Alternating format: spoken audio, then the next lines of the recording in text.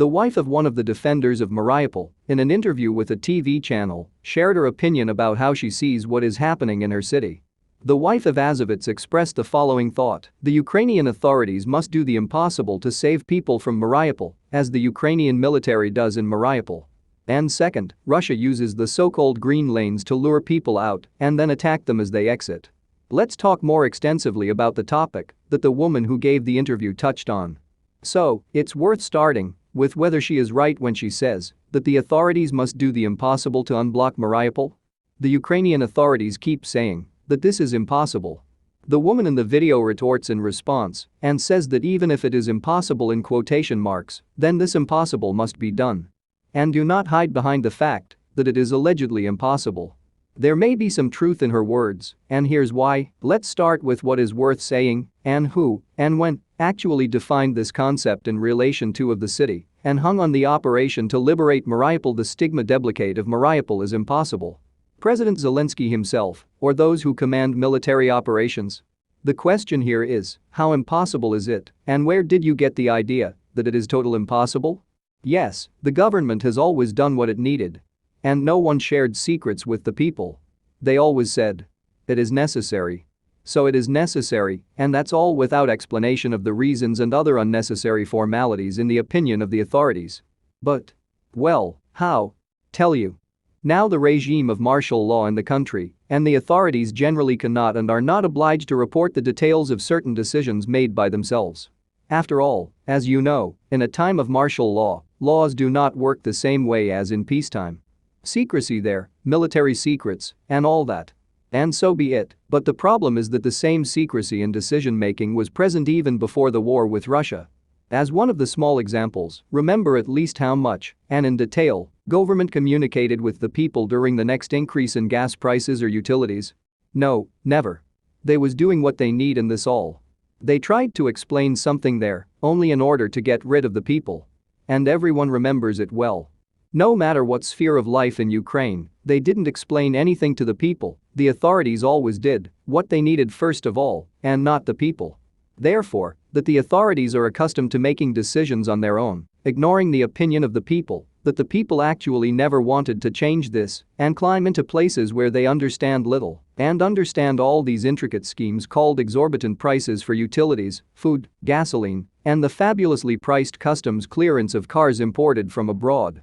And now, under the guise of martial law, the government is acting according to absolutely the same patterns, and if it decided that it is impossible to unblock Mariupol, then everyone believed in this mantra, and they repeat it like Kesha's parrot. Without thinking at all about what actually is meant by the words of the authorities. Unblocking Mariupol is now impossible. I remember that for 8 years in a row, starting in 2014, the authorities were desperately trying to prove to everyone around that the adoption of a law on weapons for the population was also impossible. And there were either one or the other reasons for postponing this law in a long black box. What it resulted in as a result for the people is evident from Bucha, Gostomel and other cities of martyrs, in which many peaceful and importantly unarmed population was tortured. That is why they were tortured, because apart from their own hands and feet there was nothing against the armed invaders. The authorities apparently expected that in the event of a possible Russian attack on Ukraine, ordinary people would be able to defend themselves with hoes and pitchforks, as it was about 800 years ago. Kherson, by the way, did not escape this fate, and what the occupiers are doing with unarmed people in Kherson, unfortunately only God knows. And the government did it. She did not give people weapons through the adoption of an appropriate law. Here, and is this only one mistake that the government has made during the period of its existence in independent Ukraine? No, there were a million such mistakes. And somewhere it was not even mistakes, but outright sabotage, if not worse. So why can she be trusted now, when she assures everyone that it is impossible to unblock people in Mariupol? And you can't check these words in any way, that's just the point. No one will give you a countdown a kilometer long, where all the arguments are described and given, confirmed by irrefutable facts, that Mariupol is really and irrevocably blocked by Russia. And the reverse really cannot be, under any circumstances. Therefore, as they say, take our word for it. So people believe, but what remains to be done? But such people as the woman giving the interview apparently do not believe government. Doesn't trust authority of government. Probably considering all of the above. What if she's right? What then? Or maybe the Ukrainian authorities no longer need Mariupol because purely for economic reasons, at the moment it is useless. In other words, if it is no longer possible to produce anything there and somehow use it, then why release it? The loss of people in such a battle for Mariupol will be simply meaningless. Even if Mariupol is liberated, then what? What is the purpose of the completely destroyed Mariupol useful? Maybe the authorities meant that perhaps something is possible. But is it necessary? Do I need to unlock and lose a lot of military in the process? Such logic may well be guided by the Ukrainian authorities.